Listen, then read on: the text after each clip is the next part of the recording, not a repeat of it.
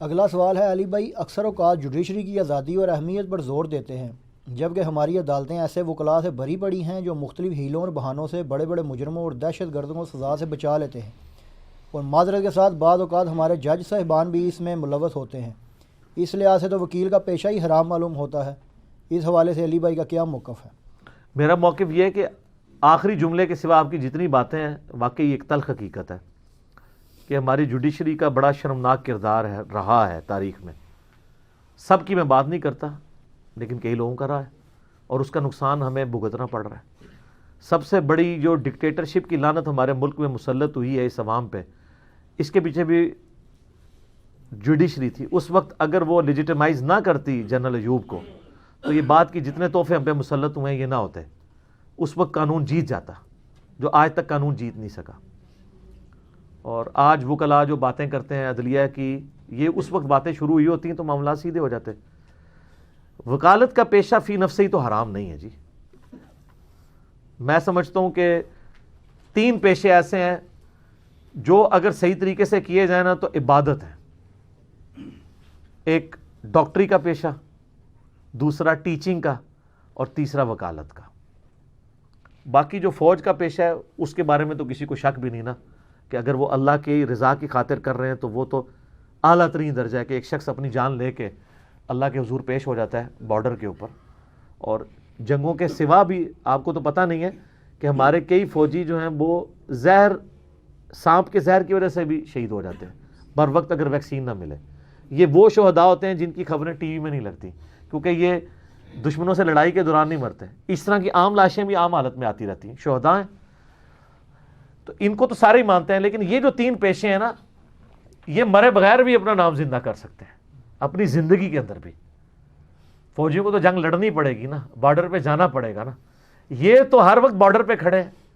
ایک ڈاکٹر کے پاس کتنے مریض آتے ہیں، اگر وہ اس کو ساتھ تھوڑا بہت تلقین کر دیں اس حوالے سے کہ تم اپنا اللہ کے ساتھ تعلق بھی مضبوط کرو، اسی طریقے سے ایک ٹیچر بھی تھوڑی بہت تلقین کرے، اسلامیات کا لیکچر نہ دینا شروع کر دے، وہ تو میں اس کے خلاف ہوں، کیونکہ کل کو پھر وہ ایتھیسٹ بھی کہیں گے کہ ہم لوگ بھی پھر ڈاکنز کی کتاب دیں گے، دا گاڈ ڈیلوژن، یہ کام نہیں کرنا۔ اچھا، اس طرح وکلاء جو ہے نا، یہ اگر غریبوں کے حقوق کے لیے واقعی لڑیں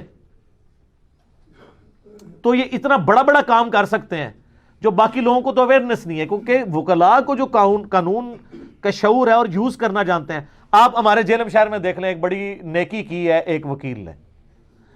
ہمارے جیلم شہر سے سیلمگیر ایک پل ہی ہے نا بیچ میں، اس پل کے اوپر بندوں کو ٹکٹ دینا، گاڑی کو کتنا 30 روپے دینا پڑتا ہے، موٹر بائک والے کو 10 روپے، موٹر بائک والا 10 روپے دینا ہے جی، جیلم دے پل تے دینا سی پہلے پوچھ رہے ہیں 5 روپے۔ اب ایک بندے کے 10 چکر لگنے ہیں، 10 تو عام ہے جن لوگوں کا کاروبار ہے، 50 روپے روز کے بن گئے، 50 روپے سے وہ 5 روٹیاں خرید سکتا ہے۔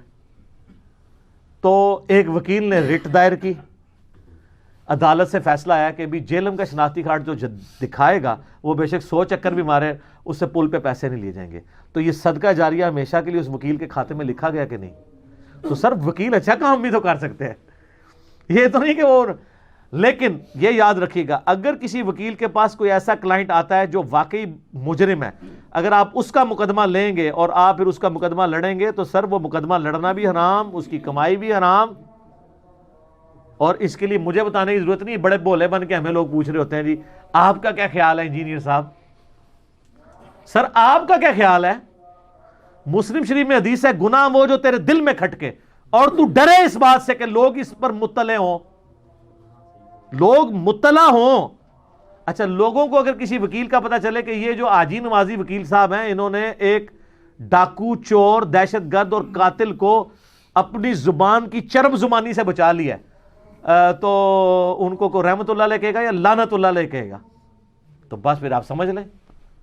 اور جامع ترمذی میں حدیث ہے، حسن ابن علی کہتے ہیں رضی اللہ عنہما کہ مجھے نبی علیہ السلام نے فرمایا تھا، اے حسن جو چیز تجھے شک میں ڈال دے اسے چھوڑ دے، سچائی اطمینان عطا کرتی ہے اور جھوٹ بے سکونی دیتا ہے۔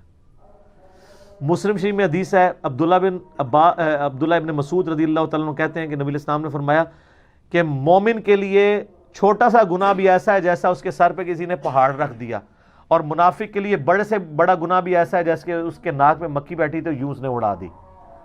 یہ تو آپ اپنے ضمیر سے پوچھیں گے نا کہ آپ وکالت کے شعبے کے ساتھ کیا کر رہے ہیں. میں کئی ایسے وکیلوں کو جانتا ہوں, میرے اپنے ریلیٹیوز میں بھی تھے. ایک میری دادی ماں کے یعنی چھوٹی جو بہن تھی نا, ان کے ہسبینڈ تھے, انہوں نے پوری زندگی یعنی وکالت کی ہے, اور وہ کبھی کوئی ایسا کیس نہیں لیتے تھے جس میں ان کو پتہ چل جائے کہ یہ واقعی مجرم ہے. صرف مظلوموں کا کیس لیتے تھے, حالانکہ اس میں پیسے کم ملتے ہیں. جس میں آپ کو چور کو بچانا ہوتا ہے نا, وہاں 5-5 کروڑ فیسیں آپ کو دینی پڑتی ہیں وکلا کو.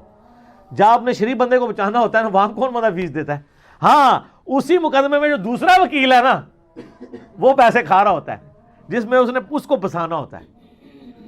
تو وکیل وکالت کا شعبہ بڑا, میں سمجھتا ہوں, مہذب شعبہ ہے.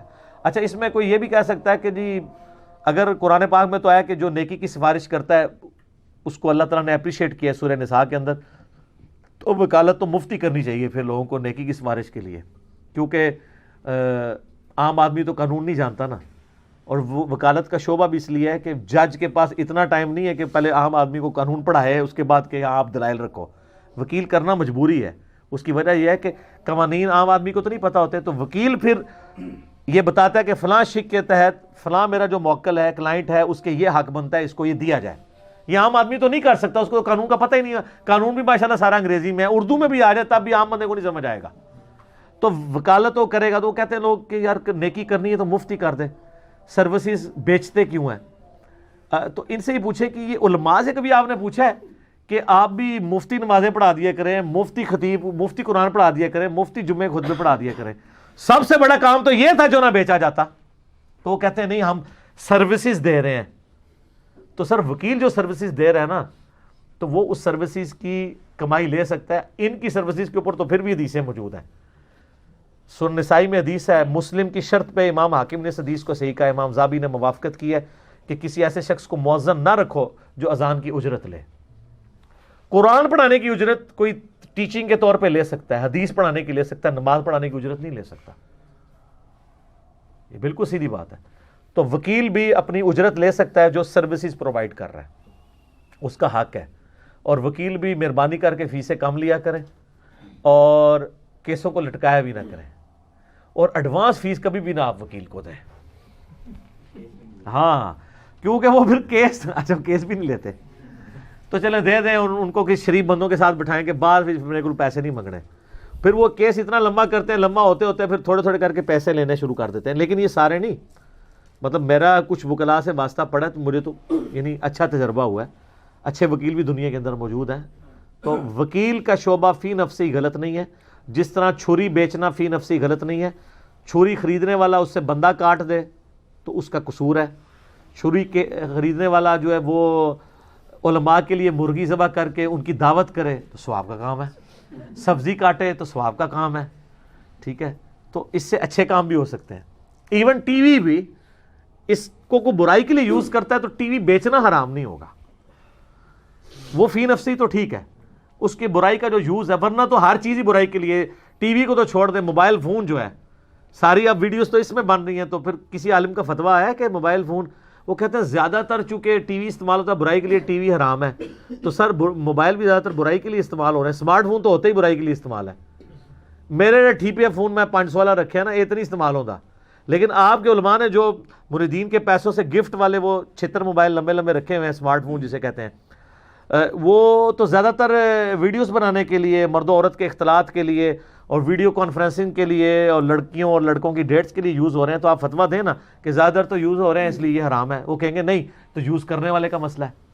تو کوئی بھی چیز اس وقت فی نفس ہی حرام ہوگی جب اس کے یوز کے اعتبار سے, الا وہ چیزیں جو نص قطعی سے حرام ہو, وہ ہر صورت میں حرام ہوں گی. جس طرح سود ہے, سود بالرضا بھی حرام ہوگا, سود بالجبر بھی حرام ہوگا.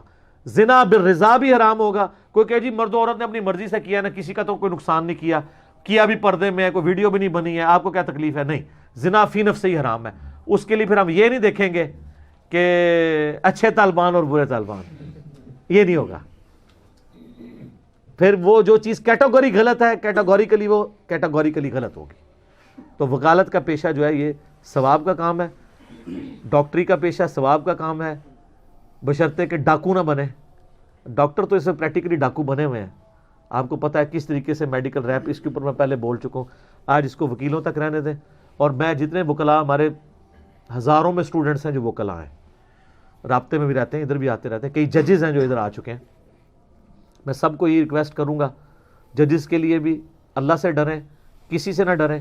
یا تو آپ اس کرسی پہ بیٹھے نا، اگر بیٹھے ہیں تو یہ یاد رکھیے گا کہ دنیا میں اللہ کی اگر کوئی کرسی ہے روحانی اعتبار سے، اس حوالے سے کہ اللہ نے انسان کو خلیفۃ اللہ فی الارض بنایا نا، انسان نائب ہے اللہ کا، تو یہ نائب کی جو کرسی ہے نا وہ جج کی کرسی ہے.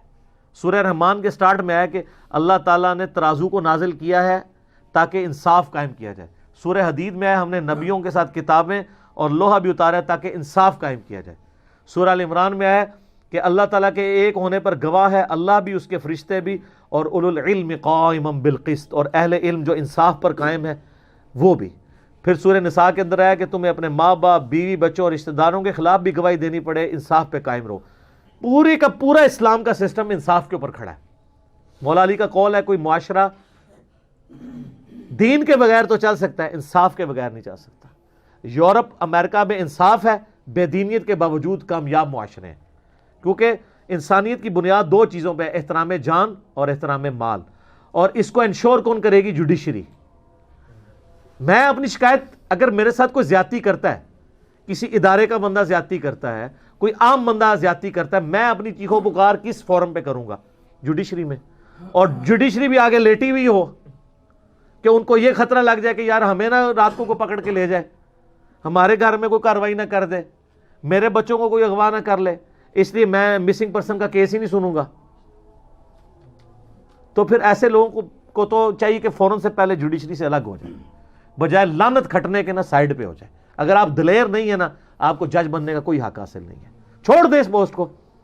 دوسری طرف آپ نے جو کچھ اویل کرنا ہے وہ بہت بڑا ہے. بخاری مسلم میں حدیث ہے 7 لوگوں کو اللہ کے عرش کا سایہ نصیب ہونا ہے. ان میں سے پہلا شخص ہے عادل حکمران، جو عدل کرنے والا ہے. پریکٹیکلی یہ پوسٹ چیف جسٹس کے پاس ہے یا ہر علاقے میں ایک جج کے پاس ہے.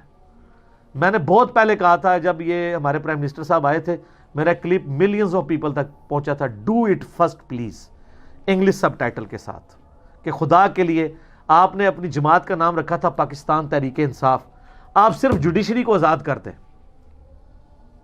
پاکستان کا ہر مسئلہ حل ہو جائے گا. ہر چیز، جس طرح وہ کہتے ہیں نا، ایک صحابی نے حضور کو کہا تو آپ میں تو جھوٹ بولنا چھوڑ دے، تیرے باقی مسئلے حل ہو جائیں گے. جوڈیشری آزاد ہو جائے، مسئلہ آزاد. کیوں حل؟ اگر آپ کو کوئی ہاسپٹل میں برے طریقے سے بیہیو کر رہا ہے، نہیں آپ کو دوائی دے رہا، جو آپ کا رائٹ ہے، آپ جوڈیشری میں کیس کریں گے اس ڈاکٹر نے مس بیہیو کیا ہے، جوڈیشری آپ کو انصاف دلائے گی. اس ڈاکٹر کو ایک دفعہ اگر ہوگی نا، معطل ہو گیا، اگلی بار اس کو نوکری کی فکر پڑ جائے گی. اگر کوئی پولیس والا آپ کو تھپڑ مار دیتا ہے یا خام خواہ، آپ کو یہ نہیں کر سکتے اس طریقے سے کہ آپ کو رکھ لیں اور اس طرح غائب کروا دیں. کوئی ایجنسی کا بندہ اٹھا کے لے جاتا ہے تو آپ کے گھر والوں کے پاس یہ رائٹ ہے جا کے وہ کہیں کہ جی اس طرح اٹھا لیا ان لوگوں نے، تو وہ جوڈیشری میں پروڈیوس کریں. صرف جوڈیشری آزاد ہو جائے ہر جو ہے وہ دباؤ سے، کوئی فوجی دباؤ نہ ہو، کوئی پولیٹیشین کا دباؤ نہ ہو، کوئی ایجنسی کا دباؤ نہ ہو. سر آپ دیکھیں یہ ملک کدھر جاتا ہے. ایک کام کر دیں، جوڈیشری کو آزاد کر دیں اور ٹائم باؤنڈ کریں فیصلوں کو، کہ ہائی کورٹ میں اتنے دنوں میں فیصلہ ہو جائے گا، سیشن کورٹ میں اتنے میں ہوگا، سپریم کورٹ میں. یہ نہیں ہے کہ جناب اپنی مرضی کے فیصلے. یہ آپ دیکھتے ہیں پولیٹیشنز کی ڈیٹس ایک ہفتے میں 3 دفعہ لگ رہی ہوتی ہیں، اور وہ اگلی ڈیٹ بھی جو دیتے ہیں وہ کہتے ہیں نہیں کل سماعت ہوگی. اور عام بندوں سے آپ پوچھیں، میں بھی کیس بھگت رہا ہوں، ہائی کورٹس میں بھی سال ڈیٹ نہیں لگتی، سپریم کورٹس میں تو کئی سال ڈیٹ نہیں لگتی. آگے پولیٹیشنز کی ہر ہفتے ڈیٹس لگی ہوتی ہیں. ضمانت کے لیے اپلائی کر دیا، ڈیٹ لگ گئی، ساری ڈیٹیں نہیں لگتی ہیں. ٹھیک ہے، کیونکہ اسی ڈیم بنا رہے ہیں، کہانیاں کرا رہے ہیں. میں اگلے دن وہ گیا عسکری بینک میں نا، تو میں نے وہ ڈیم فنڈ والا وہ باہر لگا ہوا بینک میں دیکھا نا، یقین کریں میرا دل، میری زنانی میرے نال سی، میں کہا میرا دل پہ کرتا ہے، میں وٹا چک کے شیشے تے مارا. پھر میں نے کہا نہیں، قانون نہیں توڑنا. میں اندر گیا، میں نے بینک مینیجر کو کہا، میں نے کہا یہ کیا؟ ظاہر ہے میرے تو ویڈیوز کے اعتبار سارے اسٹوڈنٹس ہیں، میں کہیں بھی چلا جو بڑی رسپیکٹ سے وہ پیش آتے ہیں. میں نے کہا یار یہ کہانی تو اتارو باہر جو لگائی ہوئی ہے.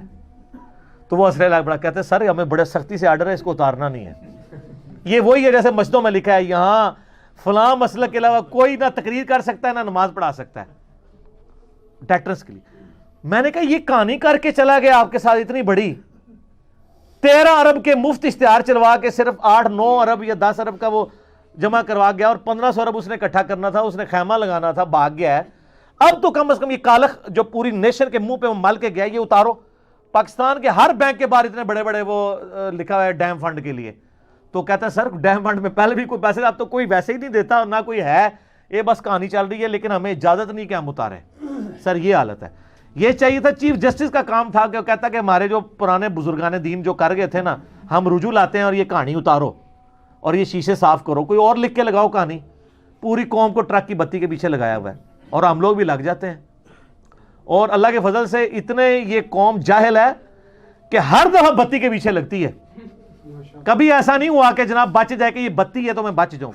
اور جو کوئی بولڈ قسم کے صحافی ہوتے ہیں وہ پبلک کو آگے اگر بتا رہے ہوتے ہیں کہ یہ ٹرک کی بتی ہے، کہتے ہیں غدار وطن ہے، اس نے تو لفافہ لیا ہوا ہے، اس نے تو فلاں لیا ہوا ہے۔ تو سر تو سمجھ آ جائے گی، جو لوگ لاکھوں کی نوکریاں چھوڑ کے اور پاکستان کے درد کے لیے آ کے سوشل میڈیا پہ بات کر رہے ہیں، ایک بندے کا تو میں نام دل سے لیتا ہوں، طلعت حسین۔ طلعت حسین کو اپنی کریڈیبلٹی منوانے کے لیے نہ جوڈیشری کی ضرورت ہے، نہ پولیٹیشین کی ضرورت ہے، نہ فوج کی ضرورت ہے، اس نے اپنا آپ اپنی زندگی میں اپنے کریکٹر سے منوایا ہے۔ یہ وہ لوگ ہیں جو لوگوں کے سرٹیفکیٹس کے محتاج نہیں ہیں، یہ خود بہت بڑے آئیکن ہیں جنہوں نے اپنی زندگیاں منوائی ہیں سچائی کے لیے کھڑا ہونے کے لیے۔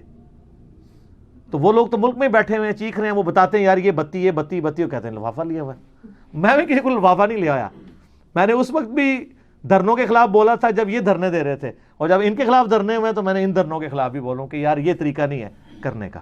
یہ ایک مہذب طریقہ ہے اپنی بات وکلاء تک پہنچانے کا۔ مجھے وکیلوں سے بڑی امید ہے۔ ڈاکٹر اسرار صاحب جب 2009 میں وہ عدلیہ تحریک 2007 میں چلی تھی، 9 میں 7 سے سٹارٹ ہوئی تھی نا الٹیمیٹلی، تو ڈاکٹر اسرار صاحب اس وقت زندہ تھے تو وہ کہتے تھے مجھے اب امید ہے کہ ہماری نیشن ٹریک پہ آئے گی کہ پڑھا لکھا طبقہ جو ہے اس میں قانون کی حکمرانی کا جذبہ پیدا ہوا ہے۔ لیکن وہ ہوئی، پھر چیف جسٹس صاحب آ بھی گئے، پھر وہ ہائی جیک ہوگی وہ ساری، اور جو ہماری امیدیں تھی سارا پانی پھر گیا، پھر ادھر کا ادھر ہی ہے۔ تو ہم تو رو پیٹ سکتے ہیں علمی طور پہ، اور کیا کسی کو سمجھا سکتے ہیں۔ ٹھیک ہو گیا جی؟